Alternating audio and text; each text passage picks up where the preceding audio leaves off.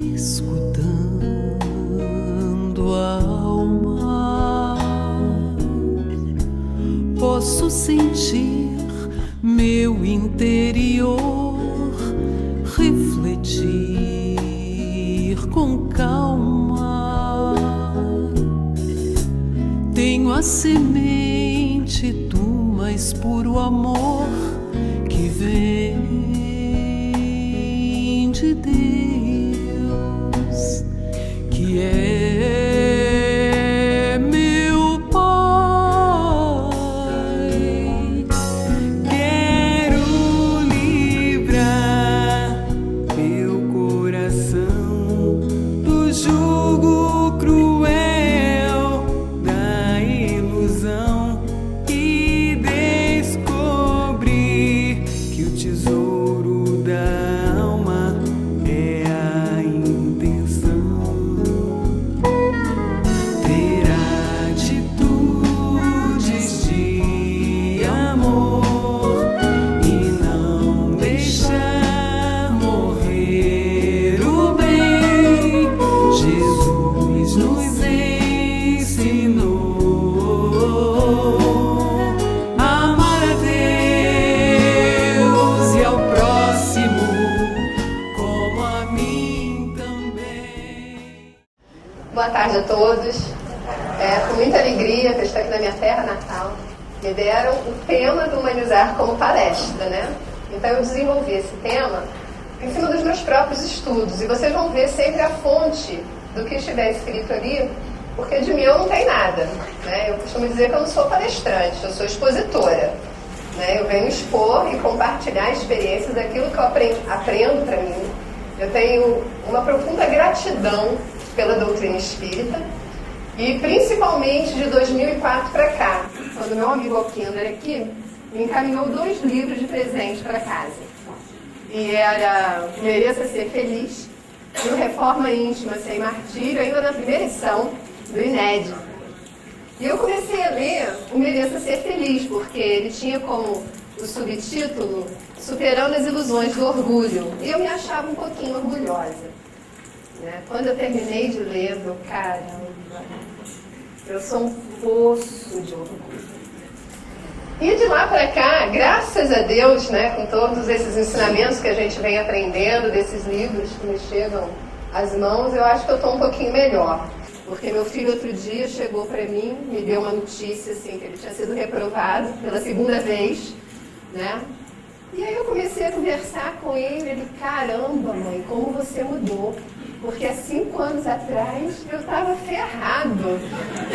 Eu falei assim, que bom! É sinal de que quando a gente realmente resolve aplicar nesse nosso processo de transformação, as coisas melhoram. E quando a gente melhora, tudo em volta melhora.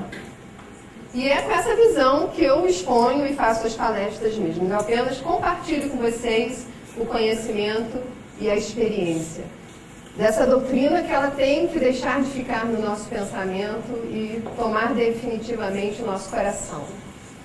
E reciclar padrões emocionais que nos levam a maldizer as pessoas e a vida, você só consegue reciclar alguma coisa quando você toma conhecimento que ela existe. Isso que o Vanderlei colocou aqui logo pela manhã foi uma das primeiras lições que a irmã Sidufo me ensinou. Não existe emoção e sentimento errado. Todos os nossos sentimentos são divinos. E tem uma finalidade muito específica que é mostrar um caminho para a transformação, um caminho para a nossa melhora. Mas o que acontece? Nós somos criados dentro de padrões de julgamentos. Nós somos criados para nos sentir culpados e não responsáveis. E, no entanto, toda a sabedoria divina está em nos dar essa autonomia espiritual, em que a gente aprenda a chamar para si a responsabilidade das nossas escolhas, mas sem culpa.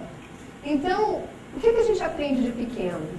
Quando a gente está, ou o que a gente fala com os nossos filhos, né? Quando eles estão ou com raiva, ou com alguma reação que a gente não goste. Que coisa feia você sentir raiva do seu irmão. E aí a criança começa a se sentir culpada de sentir uma coisa legítima que é a raiva. Porque a raiva ela tem uma finalidade, ela é uma emoção básica, ela tem o seu fundamento num princípio de defesa nosso. Então, um sentimento legítimo. A questão é a gente tomar conhecimento que está sentindo a raiva e o que vai se fazer com a raiva que está se sentindo. Então, essa é a visão que a gente tem que ter em relação a todas as nossas emoções. Joana de Ângeles, ela diz que antes da gente começar o nosso processo de autoconhecimento, é necessário a gente começar o nosso processo de autodescobrimento. Mas qual a diferença? Porque quando a gente começa o processo de autodescobrir-se verdadeiramente, a gente se percebe como filho de Deus. E ser filho de Deus é ser filho de muita coisa. É descobrir que a gente tem uma potencialidade divina a ser desenvolvida, a ser ativada e não recair nos nossos padrões de julgamento e baixa estima. Porque nós temos a cultura da baixa estima e de que a gente não merece ser feliz. Então, a nossa tendência ao examinar os nossos padrões emocionais, em geral, é nos sentir piores. Mas como eu sou invejosa, mas como eu sou horrível, mas como eu sou terrível. E não é por aí. Não é esse o caminho. Nós somos seres divinos e todas essas emoções apontam direções. Então, é necessário que a gente se perceba como filho da luz, como filho de Deus. Nós temos esse DNA espiritual. Tudo que Deus é, nós somos também. Então, nós somos luz, nós somos amor, nós somos bondade, nós somos sabedoria, nós somos poder. Porque nós temos o poder de ativar essas forças luminosas dentro de nós. Então, quando a gente toma posse desse nosso ser divino e dessa filiação divina, aí nós estamos preparados para iniciar o nosso processo de autoconhecimento sem cair nos nossos padrões de baixa estima, de julgamento, de tudo aquilo que nos coloca para baixo. Então, vamos lá. Sentimentos, caminhos indicativos de transformação. A fonte desse texto é o Quem Sabe Pode Muito, Quem Ama Pode Mais. Não existem sentimentos na vida íntima que não tenham significado educativo para a nossa caminhada. Não se pode determinar ou não no que se vai sentir.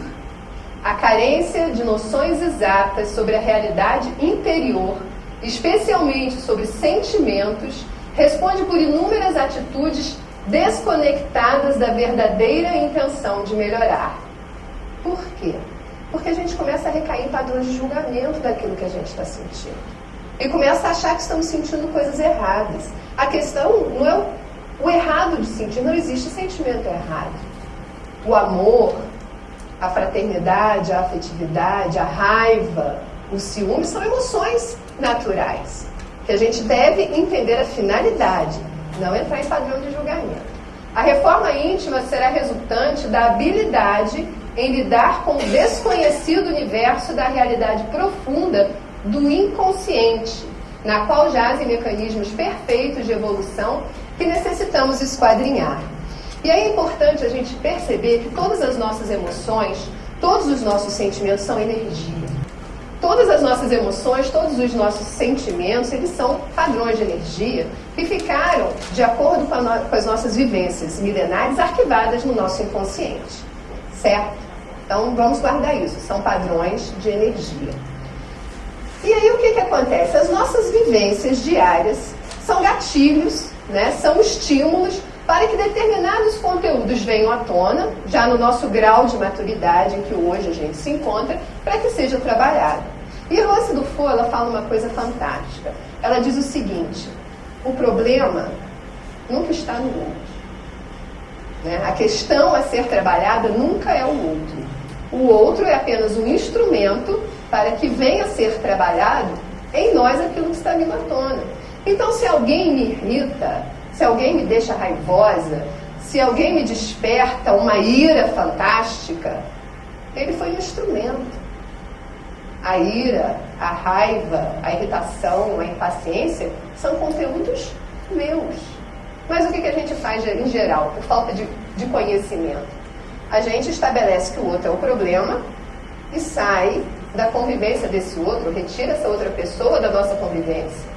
Tudo bem, você pode viajar 400 quilômetros que vai aparecer alguém semelhante no seu caminho. Por quê? Porque aquele conteúdo que precisava ser trabalhado não foi trabalhado. E a proposta da vida é essa, que esses conteúdos sejam trabalhados. Porque chegou o momento da gente entender que os nossos conteúdos emocionais são padrões vibratórios que precisam ser modificados. Precisamos modificar os nossos padrões de comportamento, as nossas atitudes, e todos os nossos atos têm por fundamento uma emoção e um sentimento. Então é a hora da gente mergulhar dentro de si e descobrir o que está acontecendo com a gente e parar de projetar isso no outro. Então uma pessoa já amadurecida psicologicamente, como diz Joana de Ângeles no Ser Consciente, ela pergunta assim: o que isso veio me ensinar? O que essa situação que me deixa descompensada emocionalmente quer me ensinar? Quais as emoções que isso aqui está trazendo à tona? Então a gente começar a descobrir os nossos padrões internos. Porque esses conteúdos cada vez mais vão sair do inconsciente e vão vir para fora. E a nossa convivência é justamente esse nosso estímulo exterior para que isso aconteça. Porque está na hora da gente mudar a nossa frequência vibratória.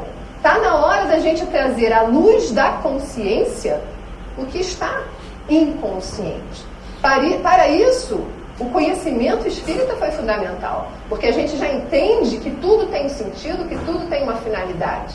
Agora é o momento da gente sentir esse conhecimento na prática. Nós já estamos amadurecidos com o conteúdo do conhecimento. Agora é necessário que a gente amadureça emocionalmente esse conhecimento. Porque senão a gente fica assim, ó, andando no labirinto, sem saber o que se passa conosco. A Bianca, eu não me lembro ao certo assim, da palestra inteira, né? Porque a gente escuta uma palestra, em geral a gente retém alguma coisa, né? Não me lembro inteiramente da palestra dela no Humanizar de Belo Horizonte, mas eu me lembro que ela falou o seguinte, que antes de se disparar o processo da maledicência, a pessoa ela sente um mal-estar.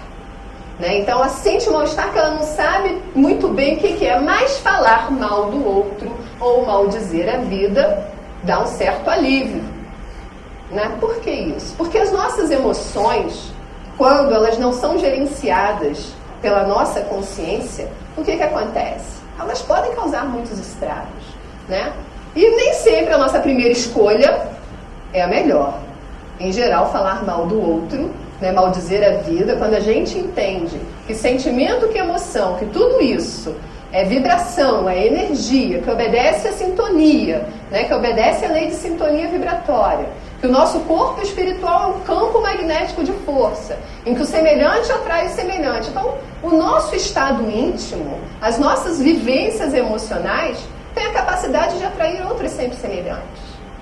Então, se a gente quer ter uma vida melhor, se a gente quer ter paz, se a gente quer ter harmonia, se a gente quer viver bem, a gente tem que entender que saúde é questão de escolha, é resultado de trabalho interno, de mudança de padrão de comportamento, de se perceber o que está se sentindo e o que vai se fazer com isso à luz das leis divinas para que o resultado na nossa vida seja positivo. Esse é o trabalho educativo, né, da doutrina espírita e de nós espíritas. E aí as emoções passam a ser um caminho com finalidade e não mais um labirinto. Estados íntimos que disparam o processo da maledicência. Eu escolhi alguns para trabalhar, até porque nós só teríamos uma hora, né? Mas a insegurança, a inveja, a arrogância, o julgamento e a mágoa são processos emocionais internos que geralmente estão fundamentando o ato de maldizer. A fonte desse texto é o livro As Dores da Alma, de Francisco do Espírito Santo, pelo Espírito Ramede. Insegurança. A insegurança traz como características psicológicas os mais variados tipos de medo, como o de amar, o da mudança, o de cometer erros, o da solidão, e o de se pronunciar e o de se desobrigar. O inseguro não confia no seu valor pessoal, desacredita suas habilidades e desconfia de sua possibilidade de enfrentar as ocorrências da vida, o que o impulsiona a uma fatal tendência de se apoiar nos outros. Né? Tem um padrão de dependência emocional muito grande. A hesitação torna a criatura incapaz de se sentir bastante firme para agir. nunca possui certeza suficiente e quer sempre se certificar das coisas. É excessivamente cauteloso e vigilante. Está em constante sobreaviso e desconfiança de tudo e de todos, por causa do medo das consequências futuras de sua ação no presente. Então, a insegurança, ela também fundamenta o ciúme, né? A inveja, vários outros padrões emocionais que têm a segurança como coadjuvante. E aí o que acontece? O inseguro, por essa dependência emocional que ele cria em relação a algumas pessoas, ao cônjuge, ou a um amigo muito especial do qual ele não consegue viver sem, ele está sempre querendo controlar, ele está sempre se sentindo ameaçado, ele possui muitos medos para serem trabalhados, né? Então, com um padrão até de controle, ele começa a falar. Porque a maledicência, o falar mal de alguém, geralmente você faz isso para diminuir a luz alheia, né? Algo na pessoa que te incomoda, você não consegue se sentir suficientemente valorizado, não tem a consciência da possibilidade de trabalhar os seus valores, e aí você fala mal do outro como uma forma de trazê-lo para junto de você, ao invés de você caminhar até ele. Os inseguros não são assertivos, né? Eles não sabem falar o que pensam e o que sentem, tem muita dificuldade de se expor, até por causa do medo, né? O medo de ser rejeitado, o medo de não ser aceito. Não se expressam de modo direto, claro e honesto. Omitem defesa a seus direitos pessoais por medo e evitam situações que precisam expor suas crenças, sentimentos e ideias, reciclando padrões da insegurança para a segurança íntima, a autoconfiança.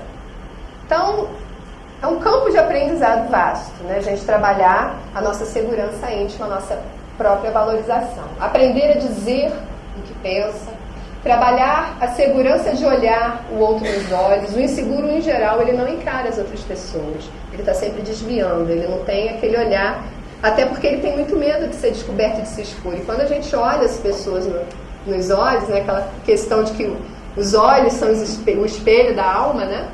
De fato, a pessoa se sente invadida até. Então, trabalhar a segurança de olhar o outro nos olhos enquanto fala e ouve.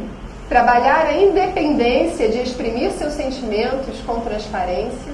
Aprender a manifestar a sua vontade. Trabalhar a coragem para correr riscos e concretizar aquilo em que acredita. Porque nós precisamos trabalhar a nossa segurança íntima. Vamos lembrar, né? A luz que deve sempre vigir em nosso processo de autoconhecimento é a que nos diz: eu sou filho de Deus. Joy Goldsmith, ele tem uma frase que eu gosto muito, quando ele fala isso, ele diz assim: eu sou um filho de Deus, onde eu piso é solo sagrado. Olha que bonito isso. Viver com a dignidade de ser um filho de Deus, onde eu piso é solo sagrado. Então nós não somos pouca coisa, né? Joy Goldsmith operava curas à distância, com a consciência de ser um filho de Deus. Ele colocava as mãos nas cartas que recebia, né, e as pessoas ficavam curadas. Isso há bem pouco tempo. Né? A inveja. Essa fonte já é o prazer de viver, também, irmã, se não for. A inveja é dos sentimentos que menos confessamos a nós mesmos. É uma propriedade psicológica do sentimento de egoísmo. Ou seja, não conhecemos e nem percebemos sua ação em nós. É uma das várias artimanhas do ego para nos manter protegidos da terrível sensação de vulnerabilidade, impotência e pequenez.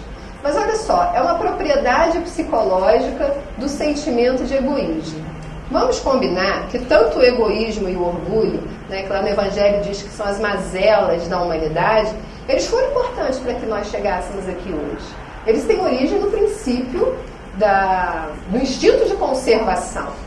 Então, a nossa admiração pelo outro pode ser um estímulo para o nosso progresso. A questão é quando aparece a condição invejosa. Aquela em que a gente olha a alegria, o sucesso, o brilho do outro e se sente no desconforto emocional. Quando aquilo nos frustra, quando nos dá uma sensação de mal-estar. Aí nasce a condição invejosa que a gente tem que acender pisca-alerta. Porque, vamos lembrar novamente, o problema não está no nosso padrão evolutivo de hoje a gente sentir a inveja. A questão é o que a gente vai fazer com a nossa inveja. No mundo empresarial, por exemplo, nós estamos numa reunião de diretoria e uma pessoa, que não fui eu, tem uma ideia brilhante. Mas é uma ideia genial. Como eu não pensei nisso antes? E aí, na hora de votar, eu voto contra, porque a ideia não partiu de mim. A ideia é genial. É fantástica. Mas eu saboto o outro pela minha condição invejosa. Em geral, a gente faz isso. A pessoa é um expositor, é um médium fantástico. Uma vida que, assim, caramba, eu queria ser assim. Mas eu não consigo ser assim. Aí eu vou encontrar nele algum defeito para realçar, porque eu não consigo ter o brilho dele. Então isso é a condição invejosa. Admirar a pessoa é natural. Ter a consciência de que o que estamos sentindo é inveja, tudo bem. O que eu vou fazer com a minha inveja, a minha atitude a partir disso é que são metas. Eu ainda brinquei aqui, né, da Angelina Jolie e o Brad Pitt, né? Passa aquele casal fantástico, uma mulher lindíssima, um homem lindíssimo, rico, maravilhoso. O que eu vou fazer com a minha inveja se eles participarem da minha convivência? Eu vou tentar roubar o marido da outra? Não posso. Né? A consciência não permite mais esse tipo de atitude. Eu vou começar então a falar mal, vou difamar a Angelina Jolie porque ela está com o homem dos meus sonhos. Brincadeira, hein, gente? Não é nem o meu tipo. É só um exemplo. É uma das várias artimanhas do ego para nos manter protegidos da terrível sensação de vulnerabilidade, impotência e pequenez. Invejamos o que o outro tem, ou é, essa frase é fantástica, também está no Prazer de Viver. Invejamos o que o outro tem, ou é, quando não amamos ainda o que somos e temos. Novamente, a nossa falta de consciência da nossa condição de ser filhos de Deus. Não nos amando, passamos a fazer comparações sistemáticas. Somente nos comparando conosco mesmo, em relação ao nosso trajeto de aperfeiçoamento na vida, é que nos sentiremos valorosos e gratificados. E essa é a questão. A gente não tem que se comparar com o outro. Cada um de nós é um patrimônio evolutivo próprio. Nós tivemos experiências únicas nos nossos processos reencarnatórios até aqui. Desenvolvemos características muito próprias e singulares. Não vamos achar que quando chegarmos lá no nosso grau de perfeição, todos nós vamos ser iguais. Não, porque ia ser muito chato, né, Vanderlei? Imagina todo mundo igualzinho. Ia ser chato, fala sério. Então nós todos somos singulares. Não é, amigo? Pois é. Mas essa questão da comparação, nós não temos que nos comparar com os outros. Nós temos que nos comparar com nós mesmos. Daniele, versão 2011, está melhor do que Daniele, versão 2010? Essa é a comparação que a gente tem que fazer. É desenvolver os nossos próprios valores, estabelecer metas de o que nós queremos ser, ou o que nós queremos atingir nessa vida, e pronto. Sem ficar preocupado com o que os outros vão pensar, porque nós somos singulares, as nossas decisões, as nossas escolhas, os nossos caminhares pela vida, eles partem das nossas experiências únicas. Então, elas são únicas. E aí, quando a gente começa a se comparar com o outro, aí a gente começa a achar que não está muito bom. E aí começa a desenvolver o processo de baixa estima, de insegurança, de tudo isso que desanda o nosso processo aí de evolução espiritual. Então, reciclando os padrões da inveja, um deles é desenvolver o auto-amor. Né? Desenvolver o auto-amor e tudo aquilo que o auto-amor significa. Isso aqui é Joana de Ângeles falando no livro Ser Consciente. A terapia para a inveja consiste inicialmente na cuidadosa reflexão do eu profundo em torno da sua destinação gloriosa e grandiosa no futuro, avaliando os recursos de que dispõe e considerando que a sua realidade é única, não podendo ser medida nem comparada com outras em razão do processo da evolução de cada um. O cultivo da alegria pelo que se é e dos recursos para alcançar outros novos patamares enseja o despertar do amor a si mesmo, ao próximo e a Deus, como meio e meta para alcançar a saúde ideal, que lhe facultará a perfeita compreensão dos mecanismos da vida e as diferenças entre as pessoas, formando um todo holístico na grande unidade. Então, a alegria de viver, né, ela se desperta quando a gente alinha as nossas escolhas, as nossas atitudes com o nosso processo reencarnatório.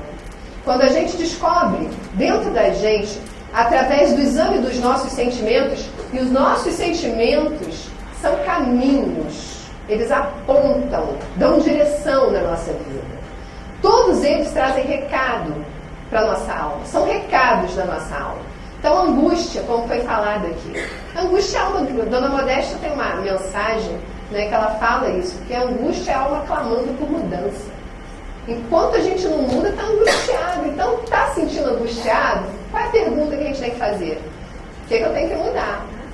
Eu tenho o meu corpo fala de uma forma fantástica. Quando eu não estou querendo tomar uma decisão, eu tenho enxaqueca.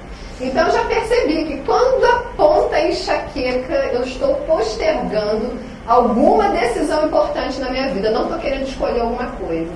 Então, hoje em dia, eu passava semanas com enxaqueca. Hoje ela começou a apontar o que eu tenho que escolher, o que eu tenho que escolher, o que eu faço. Porque o corpo fala, a alma manda recado. A alma é o Deus em nós, né? É o nosso eu divino, o nosso eu superior. A nossa consciência está tudo ali, a gente sabe o que tem que fazer nessa vida. Só que a gente discute, nós temos um padrão de rebeldia comportamental, né? Isso também está no Evangelho, quando ele fala, né, que o povo da terra ele tem um caráter muito específico.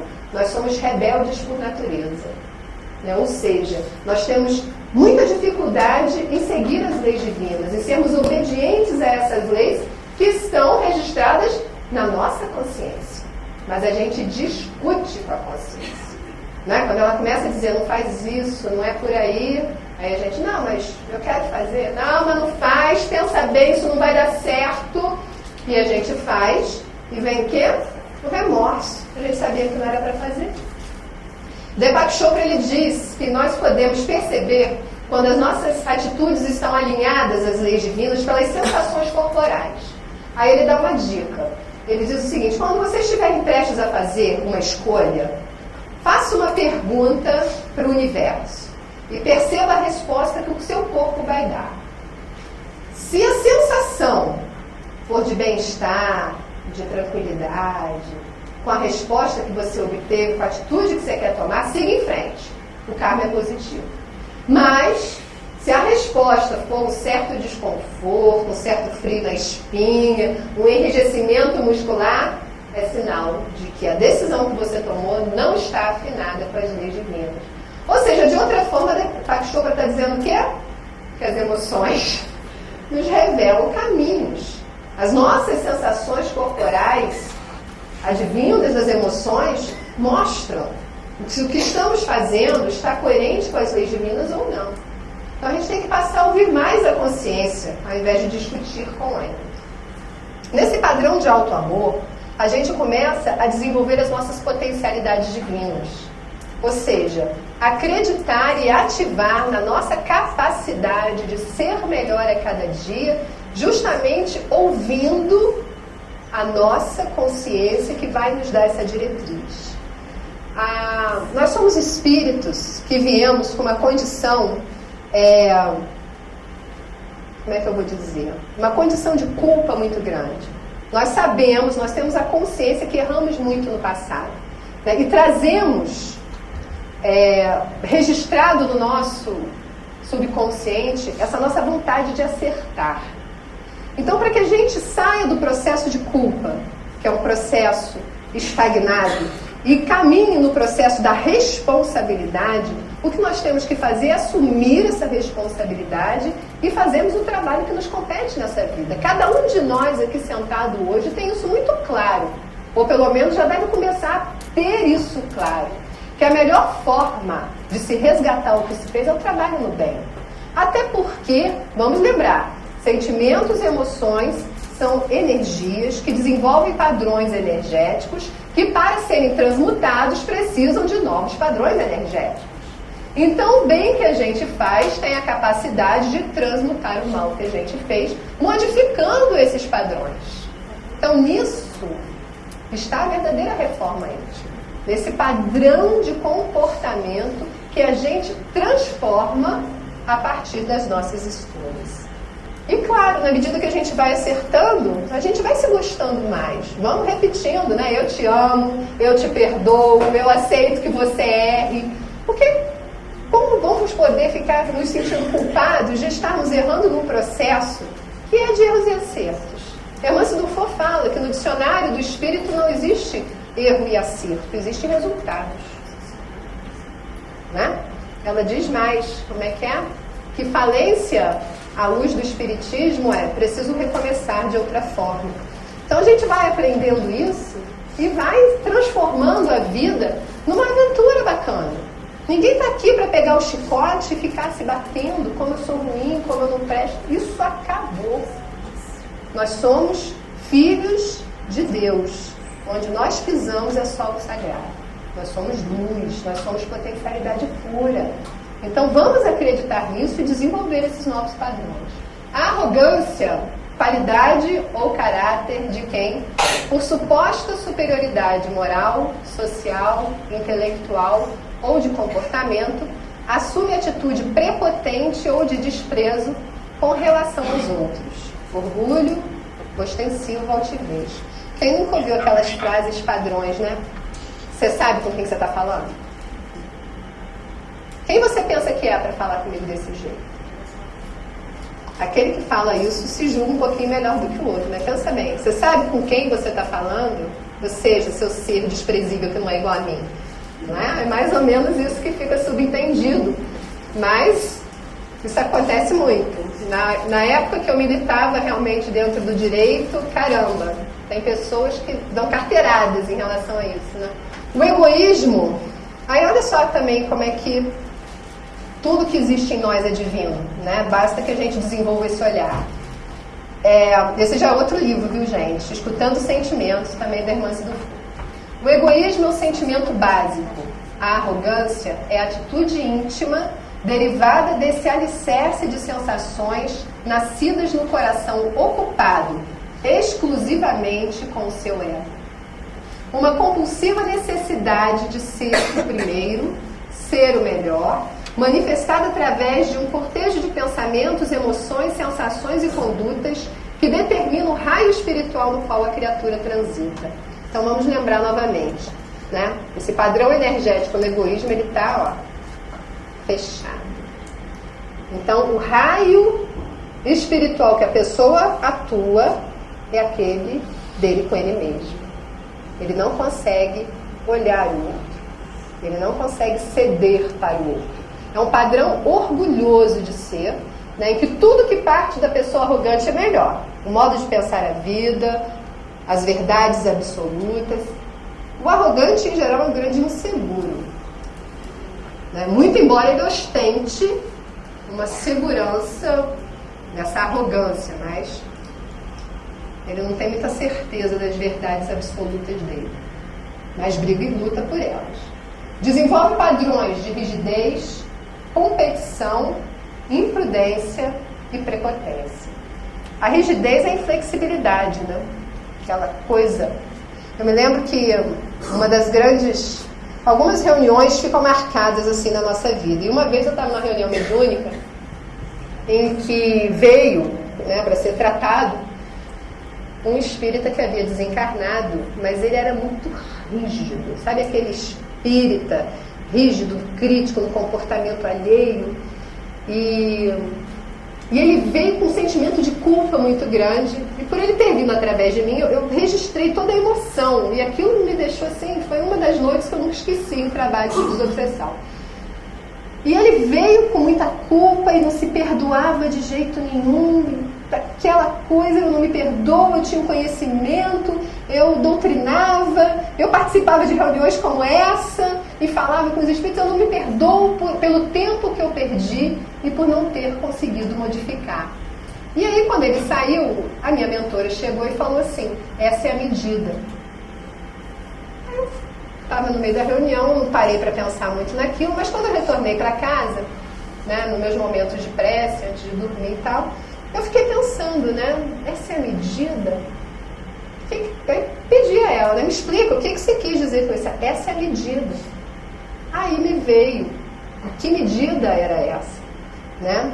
Quando Jesus fala que a medida com que nós seremos medidos, pela medida com que medirmos o outro, não é uma medida que vem de fora. São os padrões que nós desenvolvemos em relação a nós mesmos e que quando vamos ficar com a nossa consciência apenas, quando a gente desencarna, esse é o padrão que a gente vai utilizar para com a gente. Ou seja, aquela pessoa, né, ele era tão crítico, tão exigente, tão inflexível, tão rígido no lidar com as pessoas no dia a dia, que qual foi o padrão que ele desenvolveu para quando ficar perante os seus próprios atos, ele julgar ou se ver de rigidez, de crítica, de não perdão, de inflexibilidade. Eu, caramba, essa é a medida? Dali para frente passei a flexibilizar tudo. Mas vou desenvolver uma boa medida para mim. Vou aprender a perdoar, a tolerar, a olhar o outro com olhos de compreensão. Porque quando a gente trabalha esses processos na gente, porque tudo parte da gente, né? Não existe um tribunal para nos julgar. É a nossa consciência com os padrões que a gente desenvolve. Então, se a gente desenvolve o auto-amor, ao analisar os nossos erros, as nossas experiências negativas, né, que trouxeram resultados dolorosos, a gente vai ter um olhar de tolerância, de bondade, de perceber que somos falíveis sim. Se Deus nos quisesse criar perfeitos, Ele teria criado perfeito. Se Ele criou dessa forma, para que através das experiências a gente vá amadurecendo, então nós vamos errar muitas vezes, vamos acertar tantas outras, porque a gente não pode ter medo de viver as experiências da vida. A gente tem que entender que escolher faz parte do processo de amadurecimento, de discernimento, de lucidez. Então nós vamos fazendo novas opções. Então o arrogante, ele é muito inflexível, ele é muito rígido, ele julga muito, né? Está sempre competindo, tem a sua imprudência, prepotência. Nesse livro Escutando Sentimentos, tem capítulos fantásticos e profundos sobre o estudo da arrogância. A arrogância nos tira o piso da realidade. Acreditamos mais no que pensamos sobre o mundo e as pessoas do que naquilo que elas são realmente. Na rigidez, eu controlo. Na competição, sou maior. Na imprudência, eu quero. Na prepotência, eu posso. A arrogância pensa a vida e, ao pensá-la, afasta-nos dos nossos sentimentos. Então, é o eu idealizado. A pessoa que ela não tem contato com ela mesma. Ela cria uma imagem e vive esse eu idealizado. Então, o processo de desilusão em relação à arrogância é muito doloroso, né? Mas é necessário e é melhor que a gente faça aqui, enquanto está reencarnado, em que tem esse corpo de carne para diminuir todas as nossas sensações. Então, é melhor a gente passar por isso tudo aqui. Porque quando a gente perde esse escafandro, tudo isso fica ampliado. A gente sente, né, a angústia, não é mais só aqui, né? Ela fica desequilibrando todo o complexo do nosso corpo espiritual. Reciclando padrões. Arrogância para a humildade.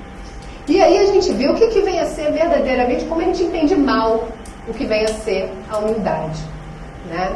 Jesus, ele é o exemplo de humildade para cada um de nós. Todos concordam com isso? Que Jesus é unanimidade em padrão de humildade? E ele chegou e foi muito claro, não é? Eu sou a luz do mundo. Alguém achou ele arrogante ao dizer isso? Orgulhoso? Eu sou o caminho, a verdade e a vida. Foi orgulhoso a dizer isso? Não. Porque ele tinha consciência exatamente do que ele era, nem mais nem menos, né? Tanto que ele chega e diz: bom é o Pai, eu sou o mestre. Ele chega e lava os pés dos discípulos, sem se sentir diminuído por esse ato, mostrando que verdadeiramente estamos aqui para aprender a servir e que as obras que ele realizava em nome do Pai. Então Jesus é o nosso exemplo de humildade. Agora imagina se eu chego para vocês e falo: olha, eu tenho uma declaração para fazer, mas eu guardei para fazer aqui no Humanizar. Porque afinal de contas eu estou na minha terra natal, mas eu sou uma grande missionária e vim agora dizer a vocês que eu sou a luz do mundo. Interna, que o caso é grave, atingiu padrões de loucura galopante, porque está muito longe da minha realidade.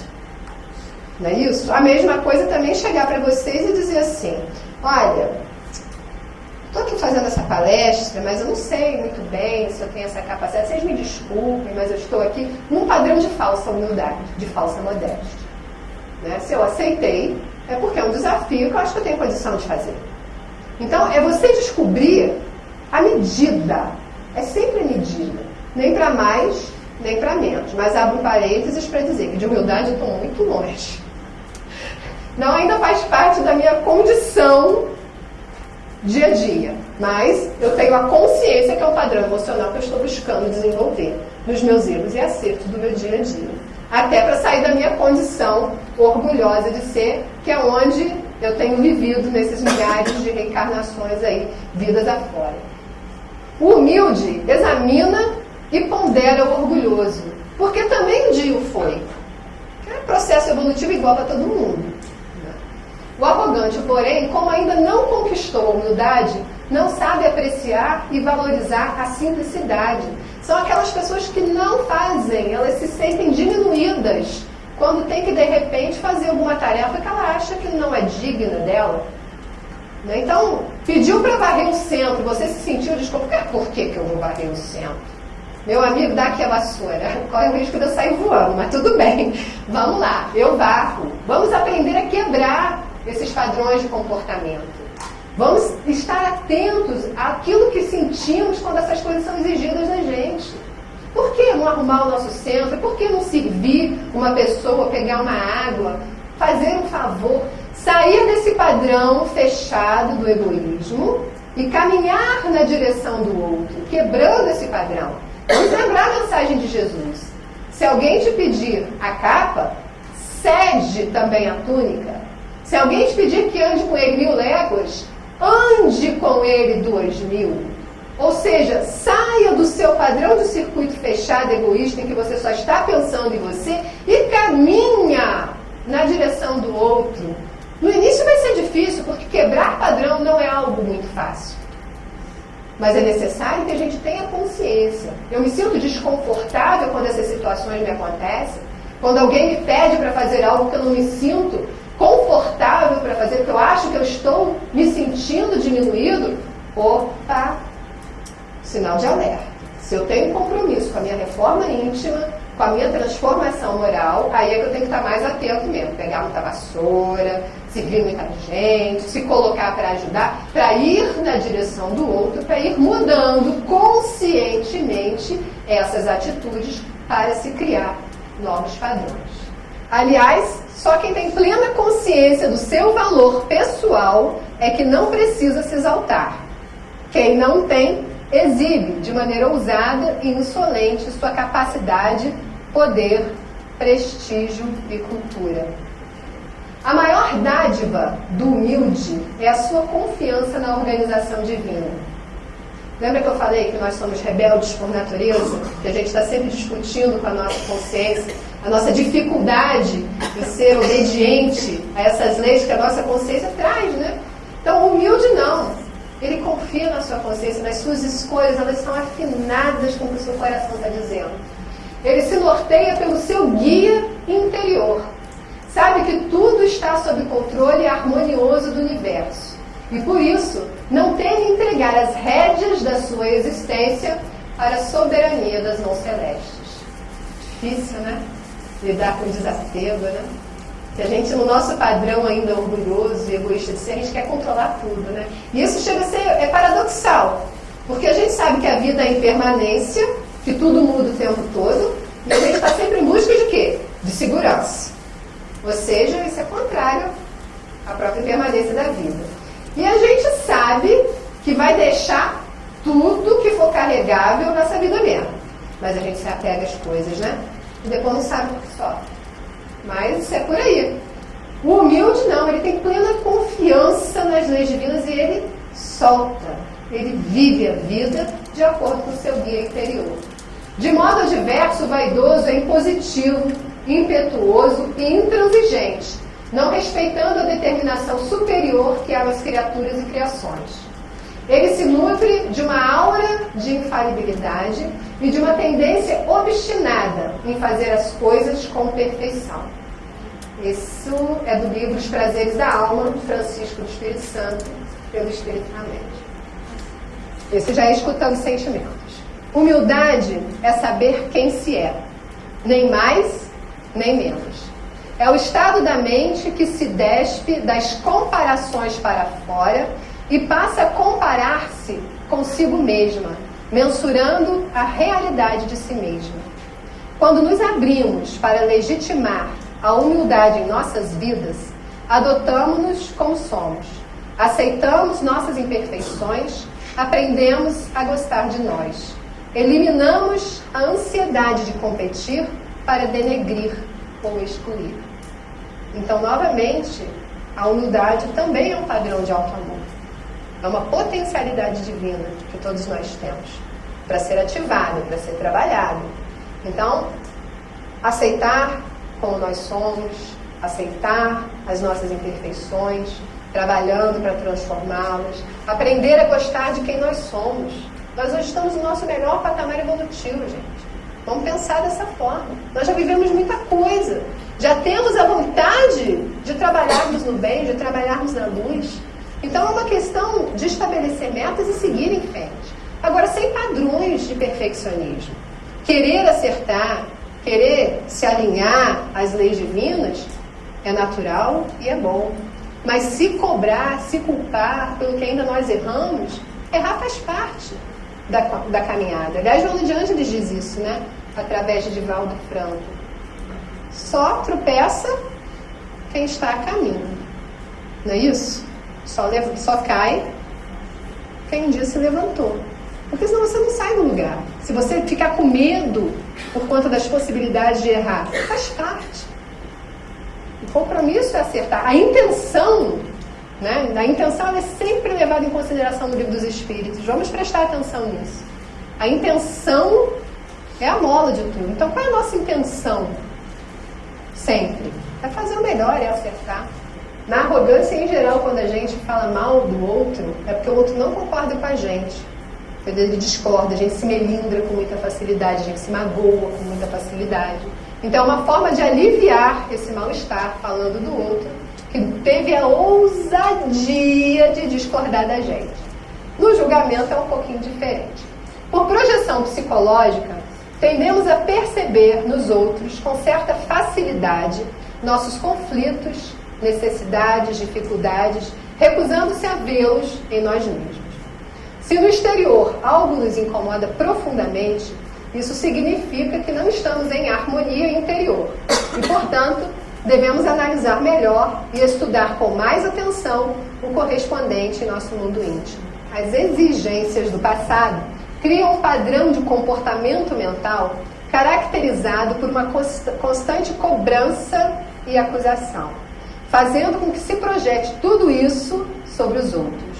O medo de cometer erros e o fato de desconfiar de si mesmo confere uma existência ambivalente. Vive-se, ao mesmo tempo, entre a sensação de perseguição e a de superioridade. Quem critica imagina-se superior e em vantagem. Esse é um texto que está nas Dores da Alma, do Francisco do Espírito Santo também. E, ao citar isso, ele fala o seguinte, que, em geral, aquilo que nós ouvimos em criança fica muito registrado. E os nossos processos educacionais, salvo belas exceções, né, em geral, nós somos criados para nos sentir culpados, nós somos cobrados em demasia, e isso fica ressonando no nosso viver a vida toda. Então, geralmente, filhos, né, de pais muito críticos, muito severos, que cobravam demasiadamente, desenvolvem padrões de julgamentos, porque passam a ser também pessoas muito críticas e muito severas com os outros. Então, observamos os nossos atos, como é que a gente se comporta no nosso relacionamento. Se somos muito críticos, se temos a língua muito ferina, se somos muito irônicos, muito sarcásticos, qual a origem disso? Vamos pesquisar dentro de nós a origem. Que voz, que filme, que gravação é essa que fica repetindo para que a gente possa trazer a luz da consciência e mudar esse padrão de comportamento, né, de atitude. Porque quem critica o outro se imagina superior, não é isso? Quando a gente critica a atitude de alguém, no fundo a gente está dizendo o quê? Isso eu não faço. Mas quem somos nós? Com telhado de vidro para jogar pedra no do outro. A gente pode não fazer aquilo, mas faz tantas outras coisas, não é? Observe e desconfie de si mesmo, exterioriza e transfere toda essa sensação de autoacusação, condenando os outros. Essa operação emocional funciona como uma válvula de escape, a fim de compensar a autoperseguição e aplacar as cobranças convulsivas do seu mundo interior. Então a pessoa fala até para desabafar e aliviar, né, todo esse mal-estar que vem dessa sensação de julgamento, de crítica. O julgamento é necessário que a gente busque a lucidez, né, a clareza desses padrões para que a gente possa modificar. Somente quando estamos em contato com o momento atual, porque esses julgamentos são padrões desenvolvidos no passado, né? Então, somente quando estamos em contato com o momento atual é que vemos as coisas com lucidez e, em virtude disso, nossas prioridades ficam estabelecidas. Ter presença é ser espectador do próprio estado íntimo naquilo que sente ou realiza. É possuir ao mesmo tempo uma visão clara tanto do mundo interior como do mundo exterior. Viver prazerosamente fundamenta-se em ver com clareza íntima como estão agindo em nós o desejo e o apego. No desejo, corremos ansiosamente a fim de conquistarmos a qualquer preço o que não temos. No apego, paralisamos o passo, agarrando-nos a tudo aquilo que já possuímos. Também está nos prazeres da alma. Enquanto vivermos de uma forma mecânica, ou seja, no piloto automático, sem estarmos atentos àquilo que se passa no nosso mundo íntimo, e refletida e sem a intervenção consciente da lucidez e do discernimento, nos privaremos de possuir uma mente tranquila e um coração pacificado. A mágoa, eu acho que é o último aspecto da tarde de hoje, né? Quase sempre na raiz das nossas mágoas, aliás, esse livro, todo mundo devia ler esse capítulo de mágoa. Quem sabe pode muito, quem ama pode mais. É fantástico. Porque me trouxe uma visão de mágoa que eu não tinha. E eu já tinha lido muito sobre a mágoa nas Dores da Alma, mas essa leitura é uma releitura. Quase sempre na raiz de nossas mágoas há interesses pessoais contrariados. Isso é uma coisa muito doida, né? Porque olha só, a mágoa a gente cria, na nossa convivência em geral, a gente cria expectativa em relação às outras pessoas, né? Quando você cria expectativa em relação a alguém, você está criando o quê? Uma ilusão. Que essa pessoa, um belo dia, não atende. E aí você fica chateado com ela. Porque ela foi ela. Ou seja, você não aceita o jeito que a pessoa é. Isso é um grande desrespeito. Essa é a visão do Hamed, nas Dores da Alma. Aqui ela diz o seguinte: quase sempre na raiz das nossas mágoas há interesses pessoais contrariados. A mágoa expressa um sentimento de injustiça. Jamais a sentimos dissociada da sensação de perda, lesão. Quando somos agredidos ou recebemos ameaças de agressão, entra em ação a emoção da raiva para nos proteger. É o escudo contra o que pode nos prejudicar. É um sinal do coração para que o ofendido descubra pela dor algo importante para a sua caminhada. Todo interesse pessoal contrariado na vida cria uma revolta interior proporcional ao grau de evolução individual. E isso é fantástico, né? Todo interesse pessoal contrariado na vida cria uma revolta interior proporcional ao grau de evolução individual. a nossa dificuldade de aceitar os acontecimentos da vida como eles se apresentam, porque no fundo nós somos grandes rebeldes. Estamos sempre presos ao nosso interesse pessoal, né, ao nosso ego, e criamos uma raiva em relação aos acontecimentos da vida. Isso também está no Quem Sabe Pode Muito. E aí como é que nós vamos trabalhar essa mágoa? Porque a vida vai estar sempre nos contrariando, não é isso? Se nosso processo reencarnatório tem por objetivo o nosso amadurecimento espiritual, que nesse momento atual significa entrar em contato com aquilo que está oculto, que a gente precisa trazer à tona para ser trabalhado, a vida vai nos contrariar o tempo todo. Ou a gente aceita os fatos como eles são e faz o trabalho que nos compete, ou vamos morrer de tanta mágoa, porque ela vai matar a gente um dia. Haja cardíaco aqui para ser atuado, o coração vai sofrer, o corpo vai sofrer junto, porque a vida nos contraria o tempo todo. Está na hora de desenvolvermos essas habilidades emocionais. Perdoar é compreender. Quem perdoa entendeu as razões da mágoa. Para perdoar, não teremos que entender necessariamente a conduta do ofensor, mas a razão de nos sentirmos ofendidos. Olha essa visão. A mágoa não é com o outro, é com a gente mesmo. Qual foi a ilusão que eu criei que eu estou sendo contrariada agora? Mas eu estou magoado com fulano que fez uma crítica severa contra mim. Por que eu fiquei magoada? Porque eu não fui aceita? Foi a crítica que ele fez? Eu não tenho meu valor próprio? Não tenho consciência de quem eu sou? Ainda fico pautando as minhas ações no que o outro vai pensar? Então é uma busca de trabalho interior profundo. E aí quando a gente compreende isso, o outro passa a ser um mestre que a gente depois até agradece. O perdão significa reconhecer conosco mesmo o que estamos perdendo, em que estamos sendo contrariados e por que nos sentimos lesados. Essa autoaferição é fundamental para a nossa paz. No fundo, perdoar significa cuidar de nós mesmos. Ou seja, perdão é auto-amor. No fundo, perdoar significa cuidar de nós mesmos e reconhecer a natureza da contrariedade que experimentamos. Sem isso, continuaremos ignorantes sobre as nossas perdas e quais são os interesses pessoais que a vida nos solicita que façamos uma revisão. O caminho para toda essa reciclagem emocional é o auto-amor. Amar-se é ir ao encontro de si mesmo. É termos essa coragem de olharmos amorosamente quem nós somos, com essa visão de filhos de Deus. Nós somos luz, nós somos amor, nós somos sabedoria, nós somos esse poder de transformação, de ativar o bem que existe em nós e sermos geralmente transformadores do mundo que vivemos a partir da nossa autotransformação. Mas com esse olhar de cuidado, né? Aquele abraço em forma de coração, porque essa é a medida que nós vamos desenvolver na vida.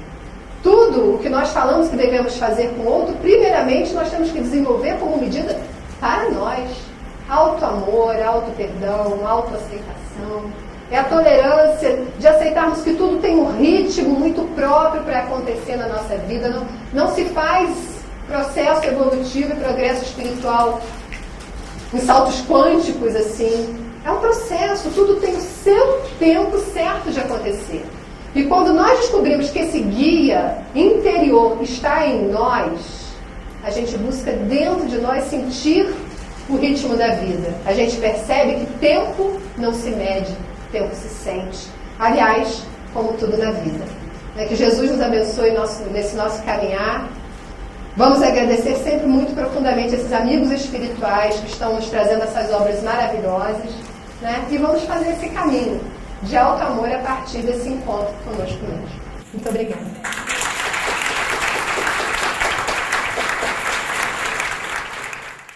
Escutando a alma, posso sentir meu interior refletir com calma. Tenho a semente do mais puro amor que vem de Deus, que é meu Pai. Quero livrar meu coração do jugo cruel da ilusão e descobrir que o tesouro da